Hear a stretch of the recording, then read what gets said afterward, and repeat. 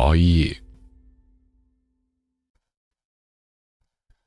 Welcome, Climate Viewers. This is Jim Lee from ClimateViewer News at ClimateViewer.com. And wouldn't you know it, I love making these videos. It's time to say, I told you so. One more time. I told you so. All you aviation climate change fools. This is a special shout out to the guy in the overly expensive suit from the Sierra Club that I met in Washington, D.C. when I testified in front of the United States Environmental Protection Agency. Clouds, fool. Little backstory. So, Obama and the rest of the climate cultists were trying to get the airline industry to regulate greenhouse gas emissions, namely CO2 and other greenhouse gases. They're trying to regulate the airline industry's plane farts, not the metals, not the soot, not the clouds, under the Clean Air Act. Now, the last time I was saying I told you so about this, the United States Supreme Court said, you can't do that. This time's even better. Oh, this is going to be so good. I love being right. 2015, it only took them 8 years to finally figure this out. But today, I get to say I told you so. And with that being said, before we get started, if you haven't come over to YouTube at ClimateViewer on YouTube. Hit that subscribe button. It's free. You just click it and hit the bell. And pretty soon you'll be able, yes, this is live AF. And pretty soon you'll be able to come over to ClimateViewer.com. Oh, my mic is really hot. Let me turn that down just a skosh. Maybe another her. And you can go over to connect.climateviewer.com and you can see all my things. Pretty soon, all of that will be on the front page of climateviewer.com. I've been working on it. It's absolutely beautiful. The most beautiful website on the entire internet. And in the details of this video, if you're one of those kind individuals who can, even despite the terrible economy, if you can support the channel by clicking any of the donate links in the details of this video, Give, Send, Go /ClimateViewer, Buy Me a Coffee, Patreon, sign up for a monthly on any one of those three, or PayPal, and I think I get Cash App on there too. Regardless, all of your money goes to a worthy cause, and that is because I work all the damn time on my websites, and I bring you some in-depth connections of dots, and I do get to say I told you so all the time because I'm right 99.9% of the time, and it's freaking priceless. Let's go. So over here on Reuters, this was May 31st, 2023. Global Airlines Group to boost focus on non-CO2 emissions. Oh, wait, why would they focus on non-CO2 emissions? You mean like these plane farts what make Cirrus clouds? Hashtag Cirrus clouds matter. I've been saying this for years, literally since 2010. CO2, the whole greenhouse gas idea, is a fundamentally flawed idea. And it is a scam. It is certainly a scam to make money. Molecules of CO2 in the air cannot heat up the planet. The whole idea of greenhouse gas is a fundamentally flawed one. But every farmer, every person who has a greenhouse in their backyard or has ever been near one understands how a greenhouse works. You have to have a greenhouse in order for it to get warmer in there. Boris, that's a YouTube thing. That's not me censoring anybody. YouTube is going to kill your comments. This is just a fact. Whenever you put links into YouTube, especially, it's certainly on like 99% of the channels out there, if you put more than one link into a comment, it's going to get deleted immediately.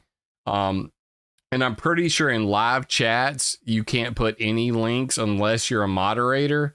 So it's, it's not me, dude. Yeah, it's the tubes. Down the tubes, bro. Hey, but Boris, if you want to drop me a link, feel free to at jim@climateviewer.com. I check my email often. jim@climateviewer.com. No, I know you didn't say it was me. It's the tube overlords. We knows.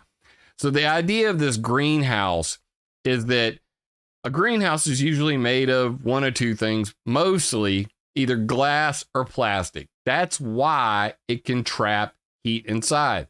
Your car is a greenhouse. Why? Because it is a closed environment.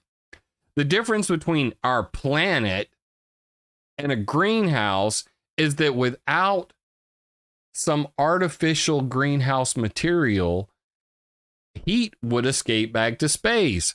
See the beautiful infographic.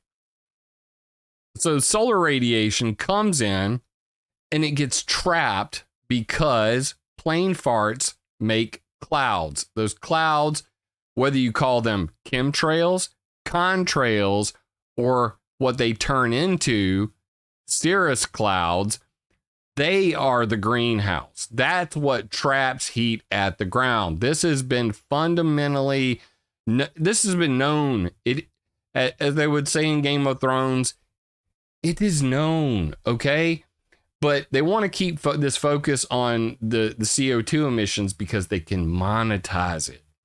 But now it's getting so obvious what the problem is that even the International Aviation Transport Administration is admitting it.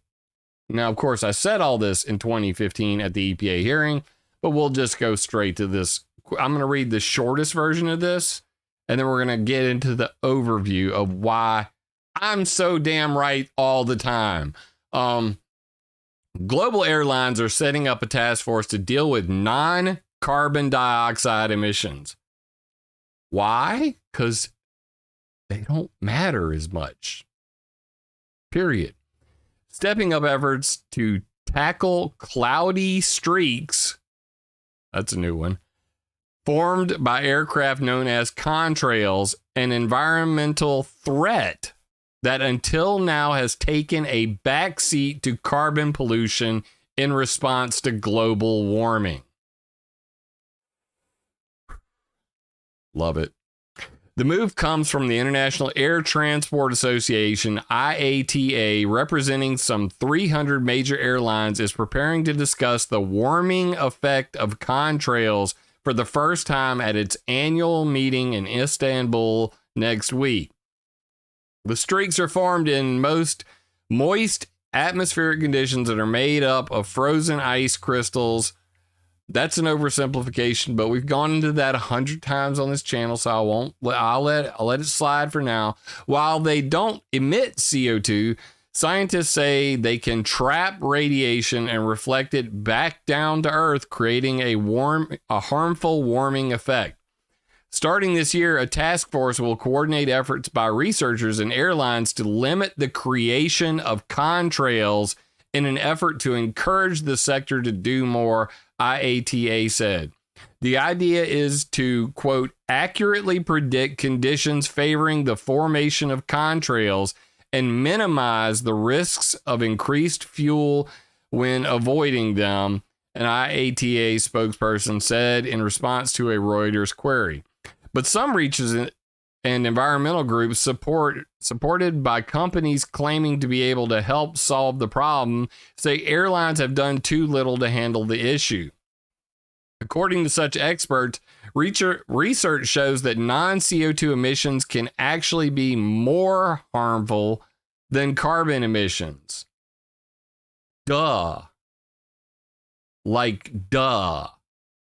That the other stuff coming out of planes, the carbon black, the black carbon, the soot, all of these metals, all the red boxes, checked all the red boxes.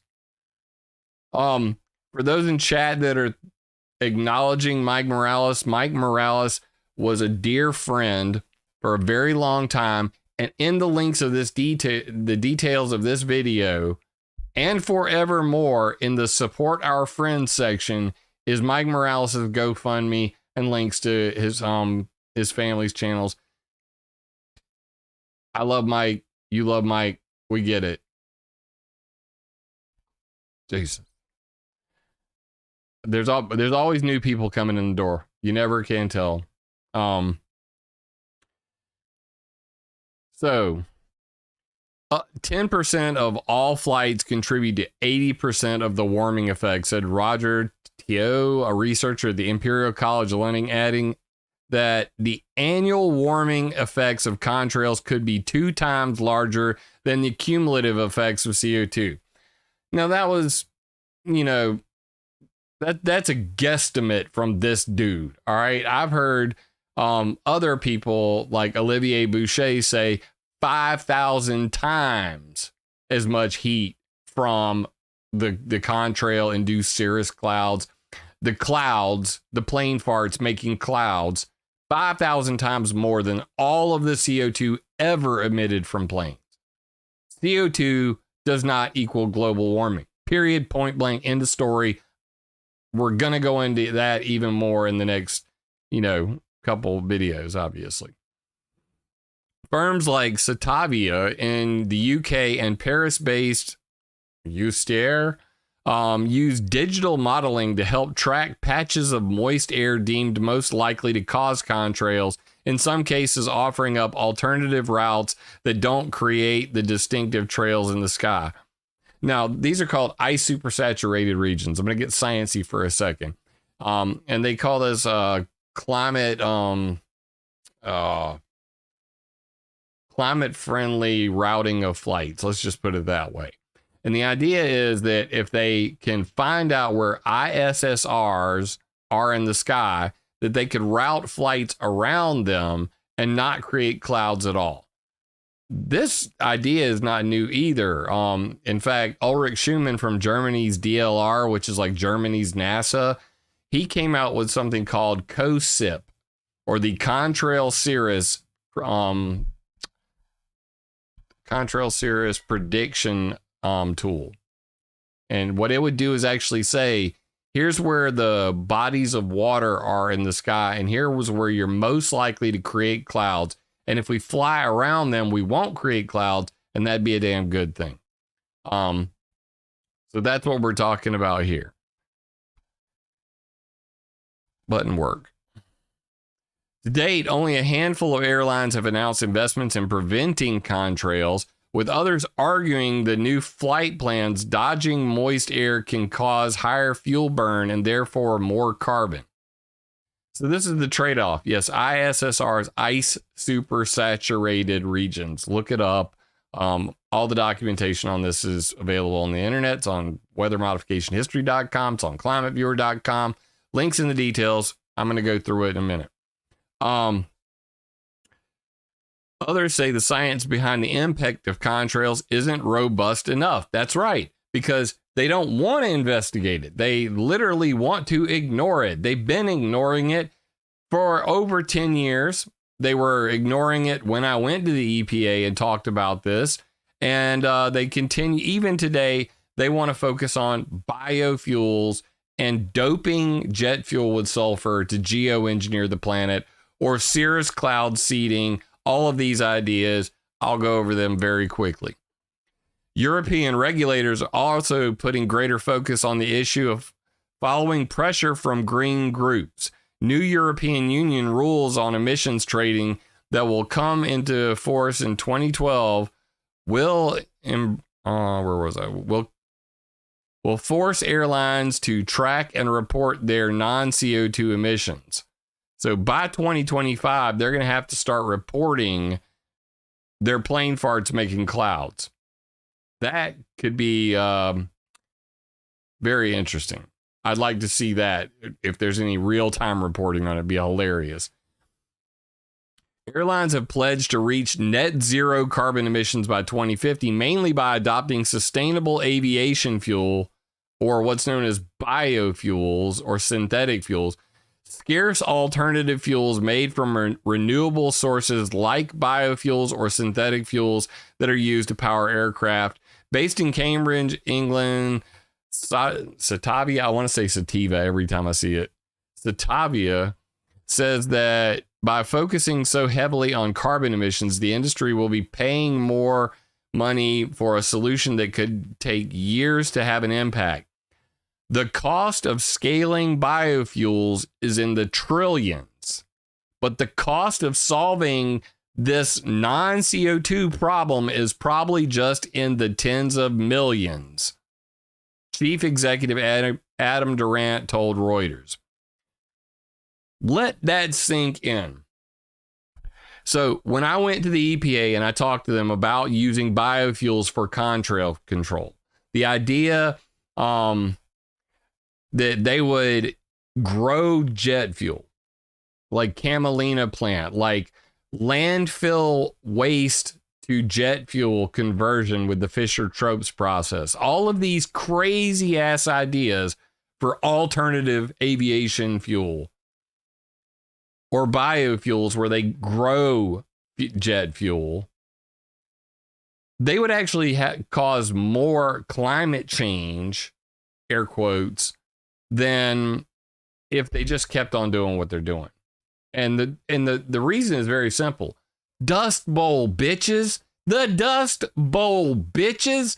Whenever we had the Dust Bowl in America, it was caused by cutting down too many trees and growing too many crops. And they were monoculture crops, meaning the same kind of crap, all growing in one big area in massive fields, which led to more erosion, which increased wind speed, and which created the damn Dust Bowl. So to solve it, we planted 220 million trees in the Great Plains Shelter Belt, and that fixed climate change in the 1930s. But now here we are, they're talking about doing it again. Massive farms, not corn making ethanol that's in all your gas tanks. Talking about massive fields of things like the camelina plant to make biofuels for jet planes so that they can make less CO2, but at the same time talking about adding sulfur and all of these chemicals to the jet fuel to make it geoengineer the planet. The cost of scaling up biofuels is in the trillions of dollars, but the cost of getting rid of plane farts, getting rid of chemtrails, getting rid of contrails, getting rid of the damn cirrus clouds they create is probably just in the tens of millions of dollars. Let that sink in. I mean, that's the takeaway from this. That's the takeaway from this. It's insane. It's pure insanity. Moving along. Did I skip one? Yeah. Global Airlines Group Task Force to address non-CO2 emissions. Similar story here by a different person. A little more details. Not going to read it all to you, but same set of, stuff. Why aviation sustainability in the Middle East could be a bumpy ride. And of course, they've already started, in January, the United Arab Emirates Airlines successfully used a 100% sustainable aviation fuel, a biofuel, to power one of the two GE90 jet engines in a Boeing 777. On a test flight around Dubai's coastline, the hour-long flight was another leg on the industry's journey towards net zero operations. So you must be asking yourself, how How are they flying plane that used one engine powered by a biofuel and the other one by Jet A1 or kerosene? Explain that one to me, Jim. I will. But just know that all of this is going to just be passed right on to you. Airfares will rise to fund decarbonization of aviation, IATA. Everything they're doing right now is just going to be passed on to you. They're not going to pay for it. They certainly wouldn't pay for, getting rid of all the clouds in the sky. They definitely want to get climate, credits or carbon credits so that they don't get taxed out of the sky, and they're just going to pass the buck to you.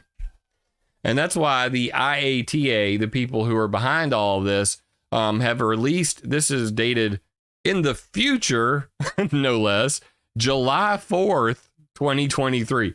It's supposed to say June 4th, but give it up for the web editors over there. July 4th is next month. So that hasn't happened yet. We are looking into the future right now. IATA releases strategic roadmaps to showcase critical steps to reach net zero by 2050. And in that is, of course, still biofuels and the new idea to tackle, to avoid contrail production, yada, yada, yada. Now, I said all this before. Why don't we just check it out?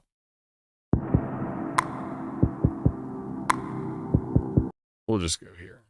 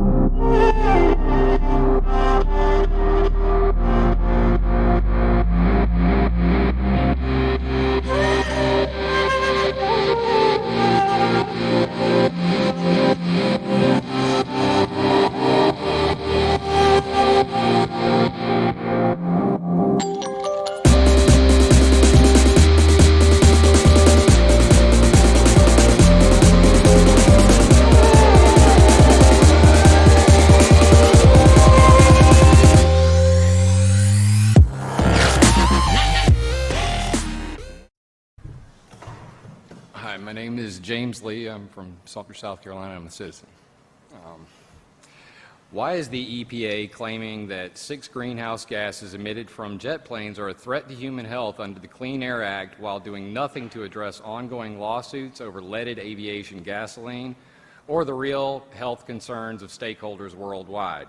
Cancer-causing heavy metals in fuels and their additives and aviation-induced cloudiness.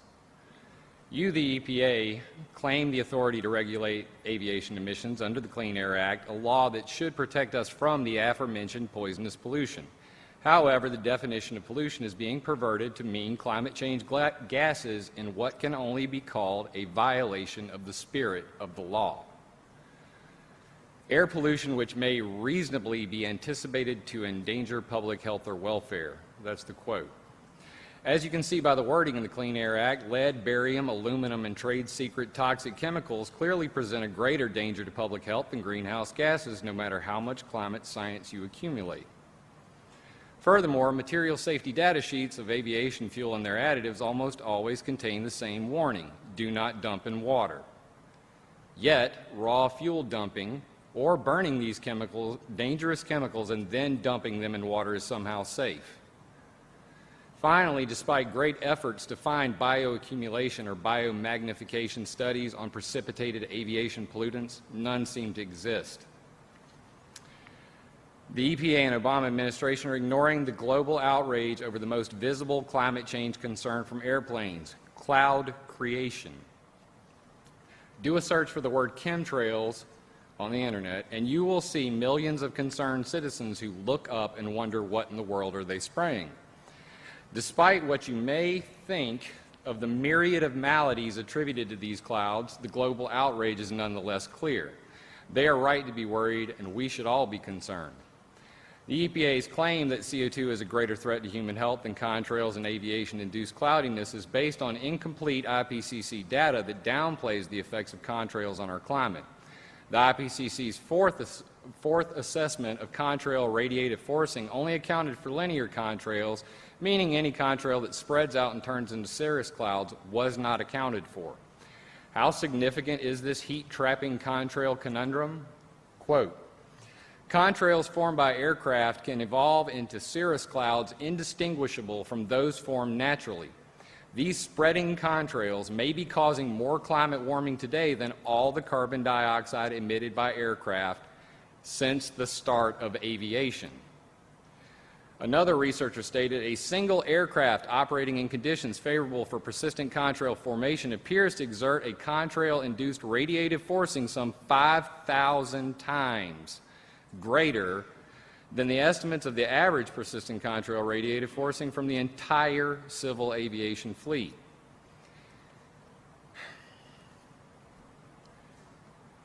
Why did I lose my place? Although this research has now been incorporated into the IPCC computer models and revised down, in my opinion, these claims highlight gaping holes in climate science.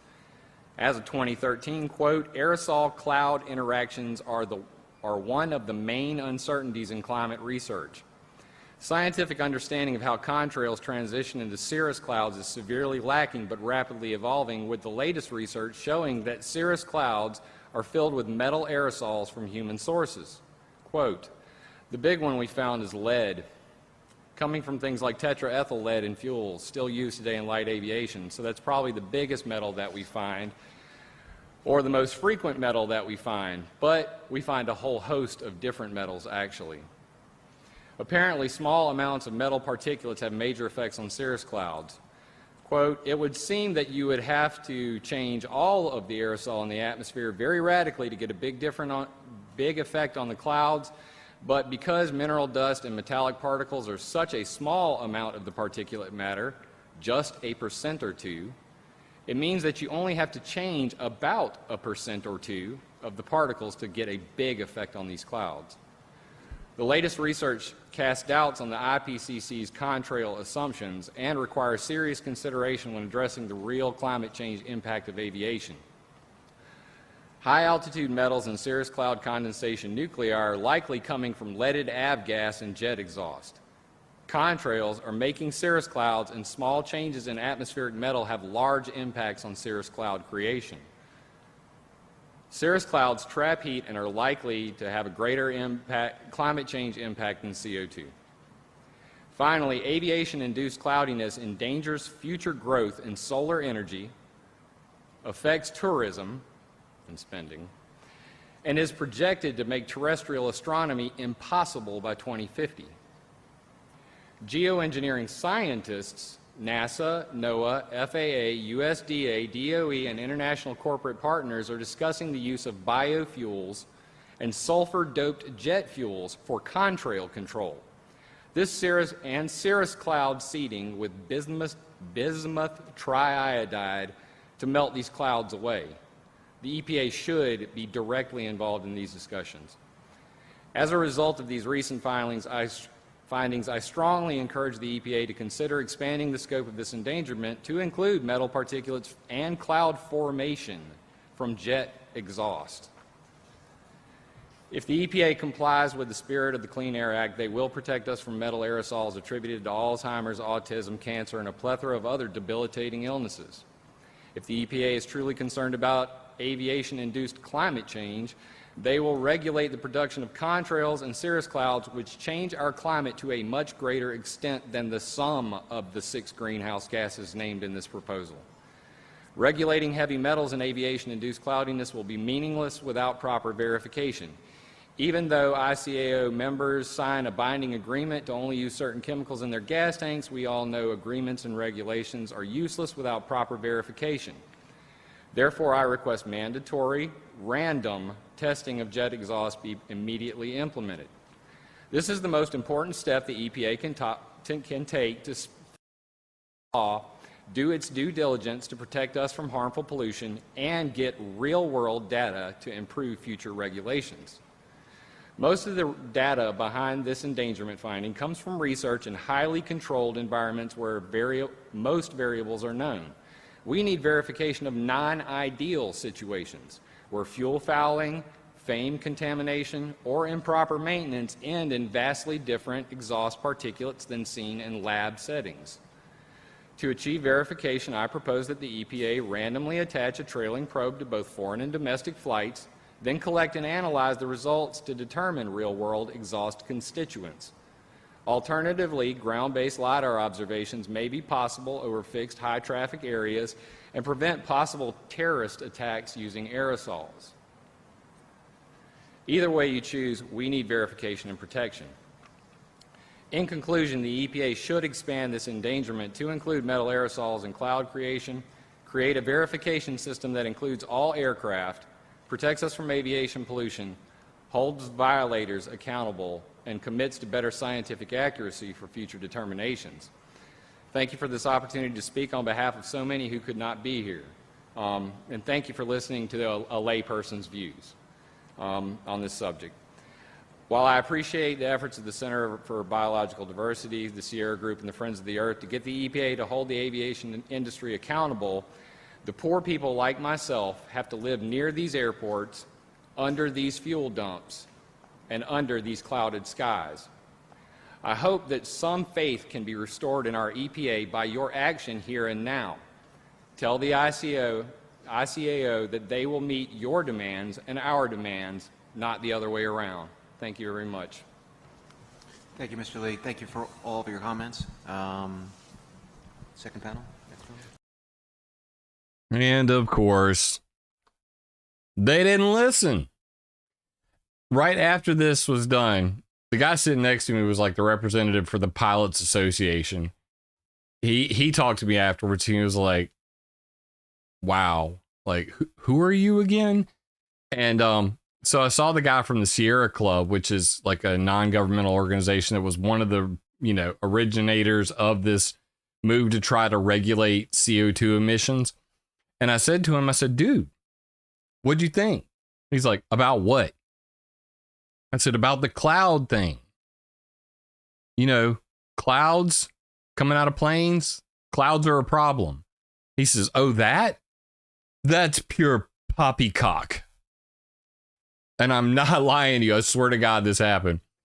The redneck came out of me like instantly. And I said, really? You pompous MFer? I'd like to pop you in the cock. And Max Bliss literally comes over and throws his arm around my neck. It's like, Jim, let's leave. But to that punk from the Sierra Club, it ain't poppycock now, is it, motherfucker? Oh, Lord, they're so dumb. They're so dumb. These people are so dumb. None of the people on the board probably had ever heard any of this. And I mean, I try to keep it simple. Like I'm watching the live chat and people are losing their shit about terminology. Somebody even said, call it stratospheric aerosol injection. Okay. Call it whatever you want. That's the whole point. Like people get so hung up on semantics. Chemtrail, Contrail, Contrail induced Cirrus, aviation induced cloudiness. It's plane farts making clouds. I don't want planes changing my damn weather. I don't care how you think it's happening. That video you just watched was from 2015. Okay. And to give you guys a little bit of the backstory on this, because, context matters, right? So actually they put a call out and, one of my boys in Anonymous, we'll just leave it at that. Said, hey, Jim, there's this text file on the EPA's FTP server. It's not even on their website. And they're saying that they might have a hearing on, this climate change bullshit they're trying to pass. Obama's trying to regulate greenhouse gases coming out of the planes. Maybe you should send in your statement. So instead, I called the number. And what happened? I got a call back from senior policy advisor Lucy Audette, who basically said, well, you don't really need to come to a hearing. I mean, you could just, send something in writing, and that would be just as good. It would be just as good as if you wrote us, instead of coming to have a hearing. And I was like, nah, fuck it. I'd like to have a hearing. I think that we should have a hearing, in fact. So she tries to talk me out of having a hearing. Links to that right here on ClimateViewer.com/Cirrus Clouds Matter. Now, I'm going to blow this up to big screen so everybody can see. So, I went there in 2013 is when I first heard about this idea that we will, use jet biofuels for contrail control. Okay. So this is what I was talking about in the hearing live at the EPA.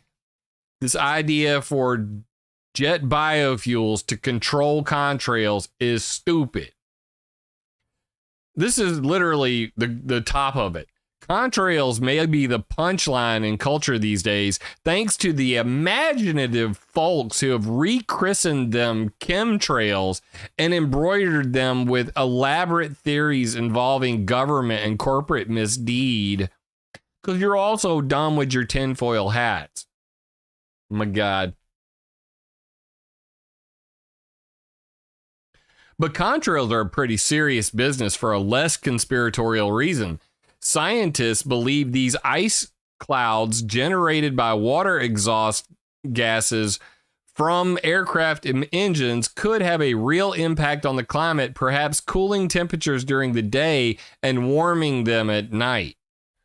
So that's where NASA comes in, and they began doing flights over Southern California in which a DC-8 flying laboratory is testing contrail consequences using standard JP-8 jet fuel versus a 50-50 blend of JP-8 and biofuel made from the camelina plant.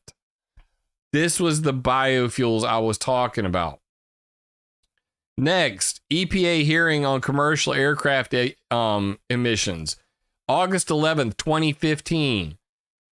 Then, and I want you guys to really understand the context of this. Then, while Hillary Clinton and Donald Trump were duking it out in 2016 for the presidency, Obama got into overtime and just started running wild with this shit. You can't make this stuff up. Everything that I'm about to read to you happened before the election happened. Okay? So August 2015, I speak at the EPA. Starting in July, during the election, this is what happened. Breaking, EPA to limit greenhouse gases from airplanes. Oh noes! July 31st, 2016, White House releases Federal Alternative Jet Fuel Research and Development Strategy. September 3rd, 2016, China, US, and Europe pledged support for Global Aviation Emissions Pact. And then in September 12th of 2016, Greens moved to dismiss EPA lawsuit over airplane emissions.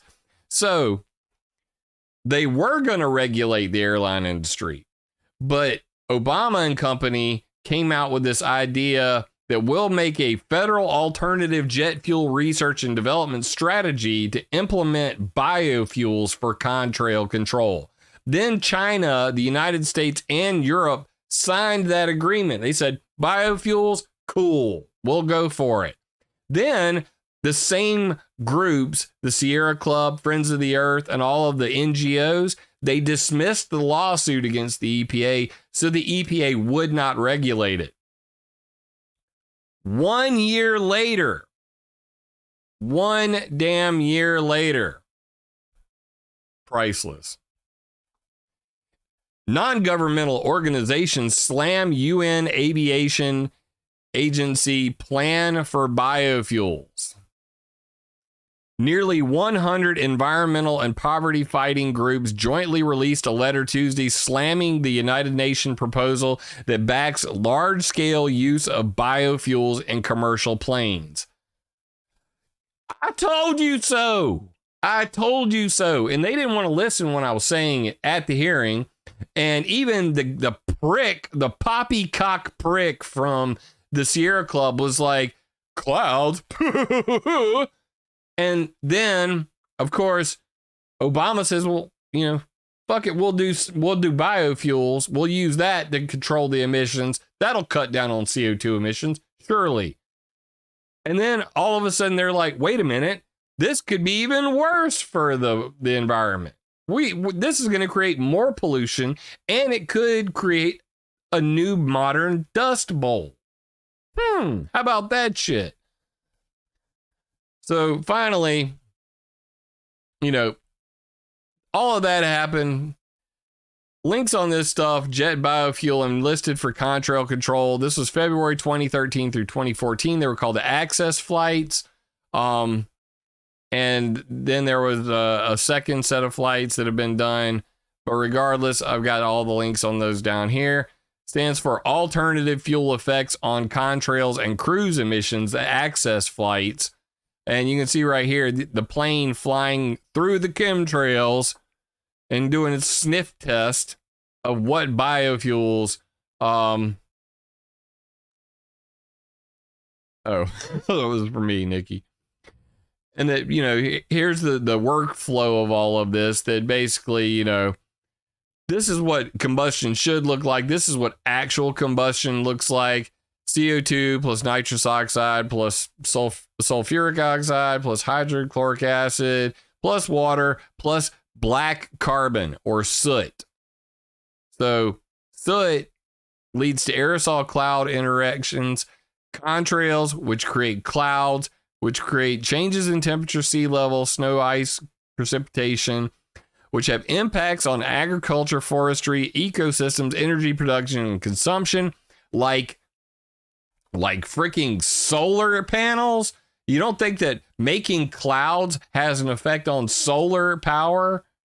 I mean, come on, people. That's what I said at the hearing. But, you know, this is in a pretty sciencey chart. And social effects, like people losing their fucking minds on YouTube about chemtrails every single day. Social effects. I've been experiencing those social effects for the better part of 10 years of people going, Jim Lee is crazy because he talks so much about jet fuel. I talk about a lot about military use of cloud creation. I talk about other types of chemtrails. But in this specific instance, this video today is about pollution from commercial aviation exclusively.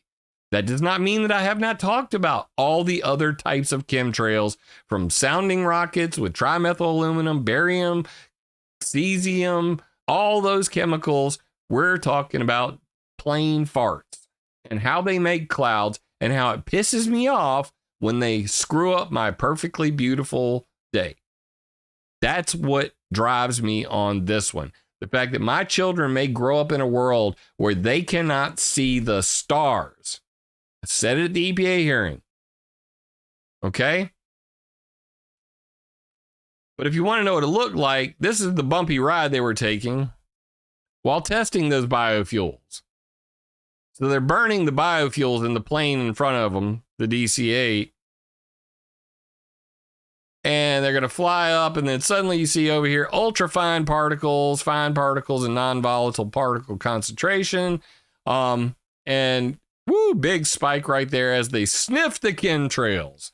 Sniff those beautiful biofuel chemtrails. Right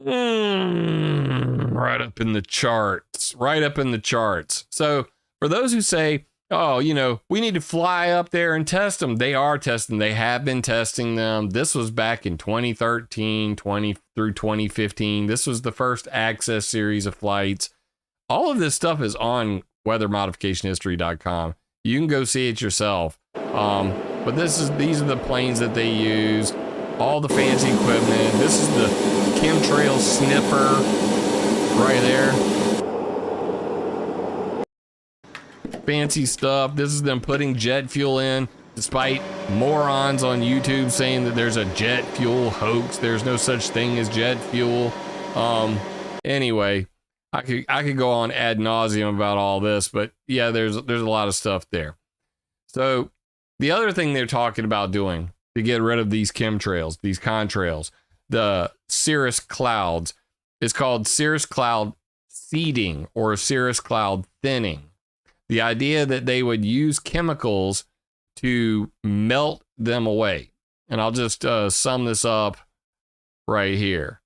So the idea, how seeding cirrus clouds could cool the climate. Cirrus clouds reflect some sunlight and absorb long-wave radiation. On balance, they warm the climate.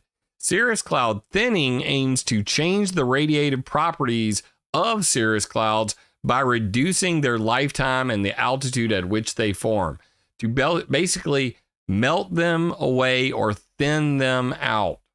Okay? So they want to actually dump chemtrails into the chemtrails to melt the chemtrails. Whoo! Terminology. It's a bitch. Don't believe me? How's this one working for you? Cirrus cloud seeding. Suggested seeding material. Suggested chemical. Bismuth triiodide. I mentioned it during the hearing. That's what I was talking about. This is from the University of Oslo Department of Geosciences, and they say that it's cheapish and non-toxic, and that we could seeding via commercial airlines? ?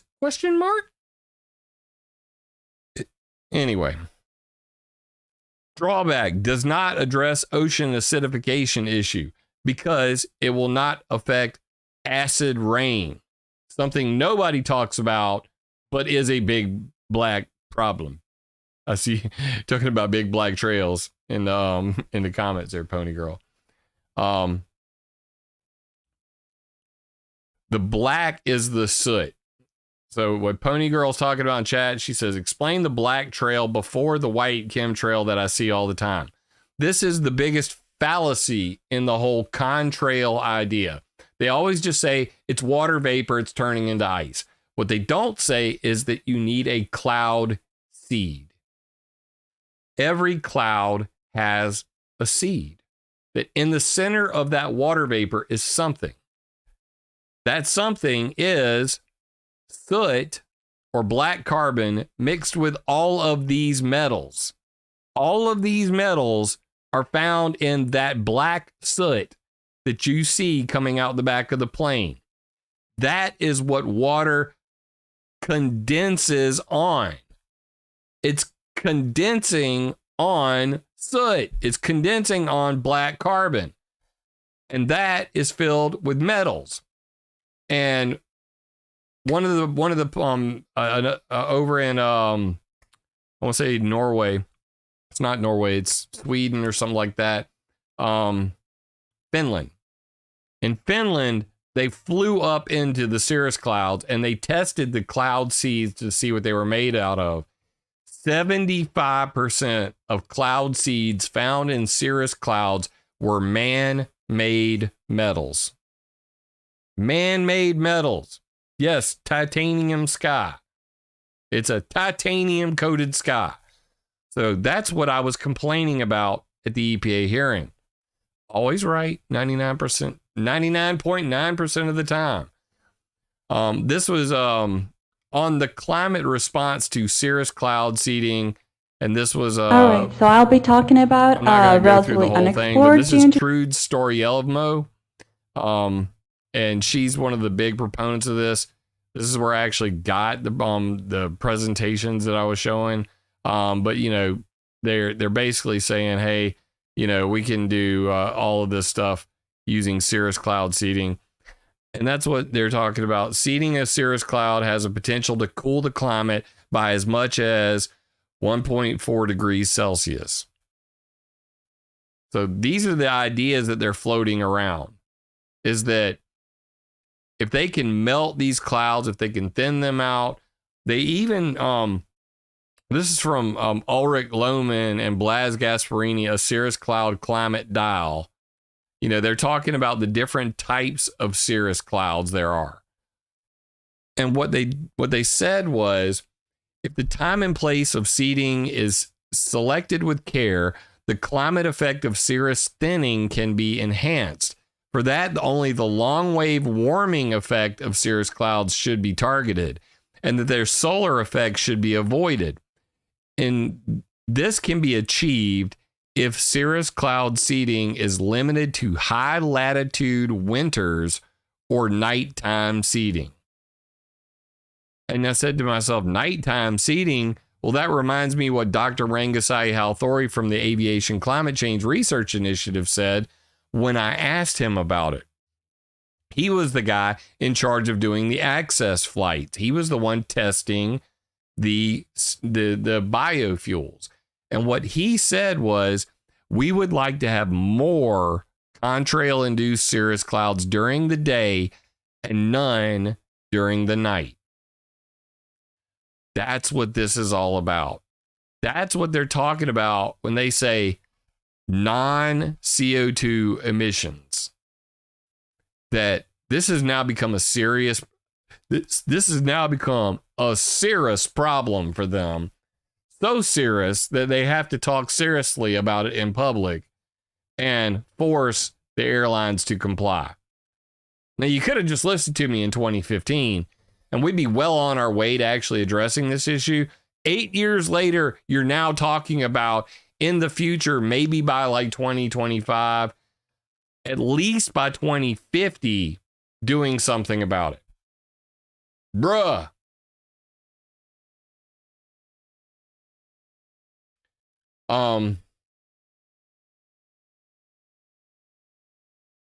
Yes, aluminum oxide is a desiccant, attracting water vapor. Correct. I'm reading some of the chat. All right, anyway. So back to this. So yes, cirrus cloud thinning, that's one of their options that they have on the table that they've talked about. The other that they've talked about, and I won't go into this right here, but commercial aviation, creating ice haze and accidental geoengineering. You can read it your damn self. Links in the details. All of these right here. But geoengineering with sulfur, jet fuel, and commercial aviation. This is the big one. This is the one they don't want anybody to know about. This has been in process since 1991 to present. And they go through I go through all of the different, things that have been said about it. From the stratospheric Wellsbach seeding for the reduction of global warming patent in 1991, to, detecting sulfuric acid in exhaust plumes, the sulfur 1 through 7 experiments, and then, the Nobel Prize winner saying, albedo enhancement by stratospheric sulfur injections, the idea of putting sulfur into the stratosphere, and of course, use commuter aircraft with their jet fuels doped with aerosol generators. William Cotton saying that at the Weather Modification Conference. You can actually see that just by clicking here. I'm not making this crap up. Oh, really?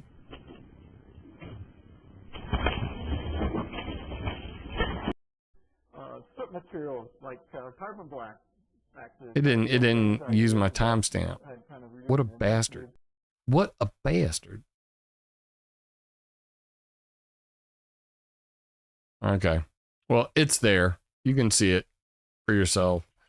But yeah, William Cotton talking about that. I got a nice screenshot of it here anyway, so we'll just go to the bottom. I'll skip past all this and I'll just show you the pretty pictures because the video's getting long. I know you guys are probably like burning out at this point. So we'll keep it simple, stupid. All the links and references are at the bottom, as you can see here.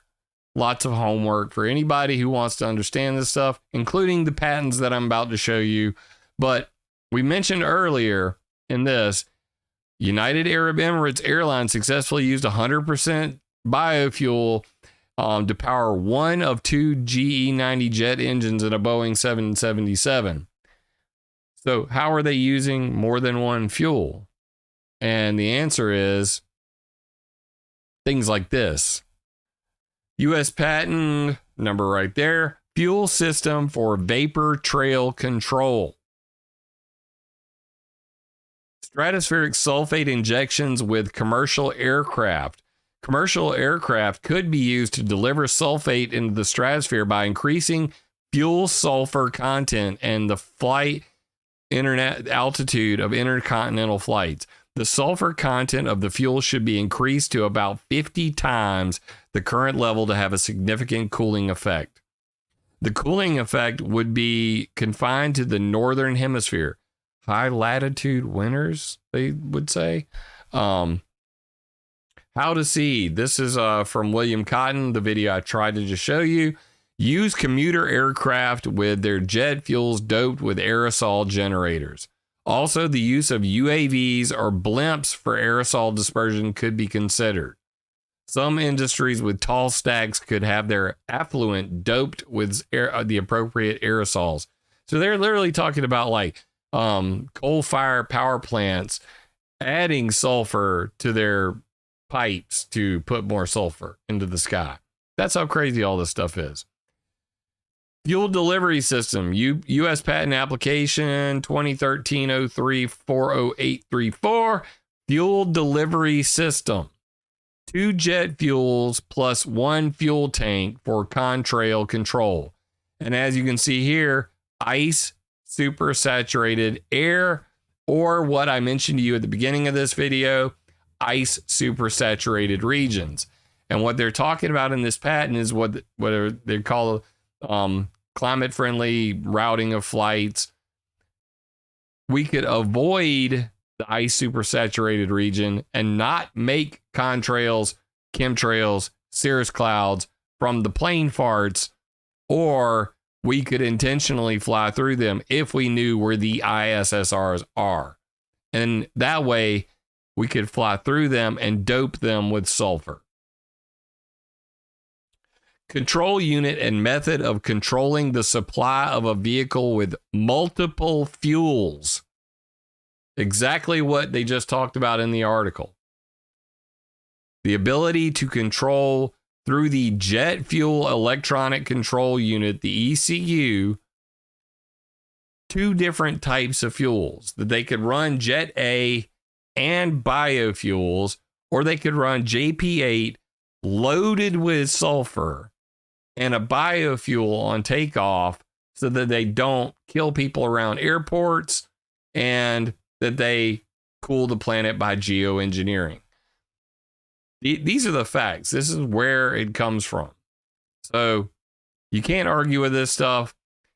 Deployment by plane of sulfur in the stratosphere, running on dirty, high sulfur fuel at cruising altitude. Airplanes could add plenty of sulfur dioxide to the stratosphere.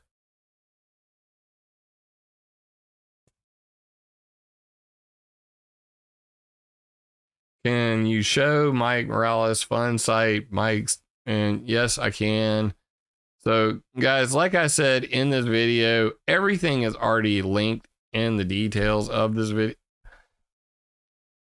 What in the absolute F is going on? And why is this even white? That's what I can't figure out.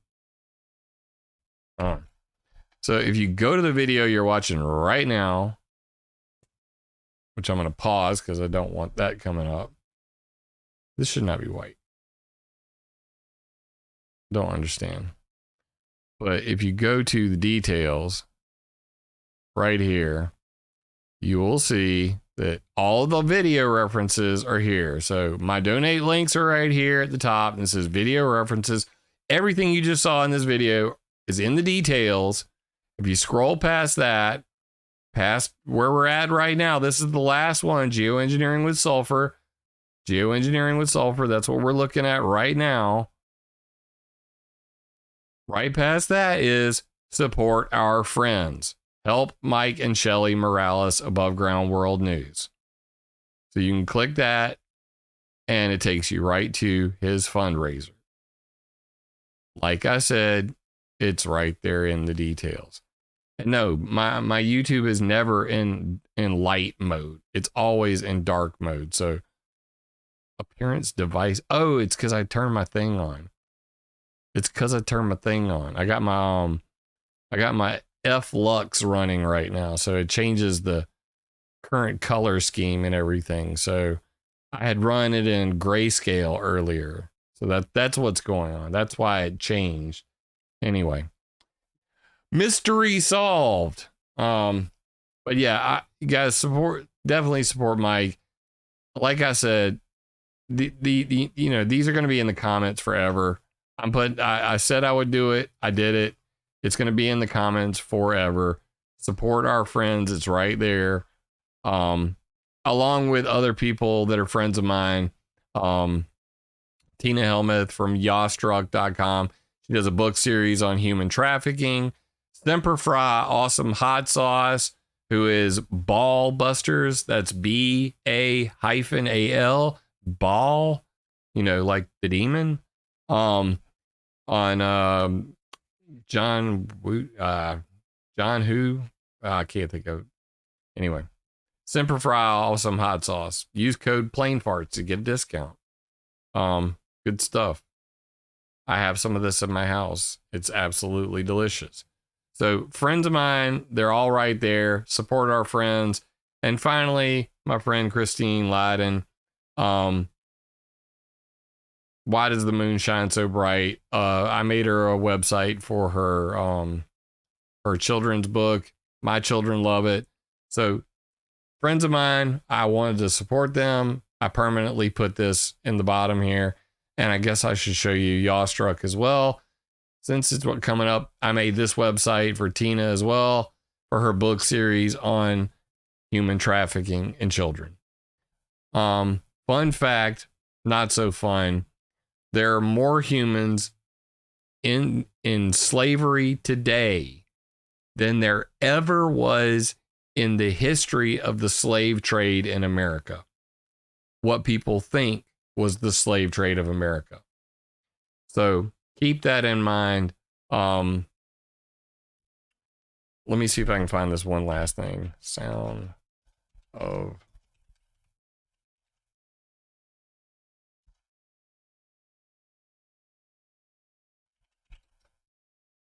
I'm just going to Google it real quick.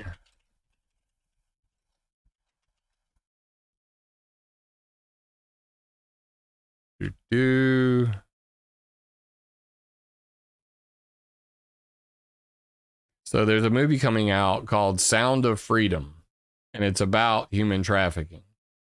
If you guys want to check that out, it's at angel.com. I can't play the trailer, obviously, because I'll probably get whatted. But this is something that's near and dear to me as well. This, I believe, it's going to be July 4th. It comes out. It's the true story of a hero that went down to Colombia and South America and saved like 40, 50 children in human trafficking. And the last 10 minutes of the movie are going to blow your effing mind when you see the statistics.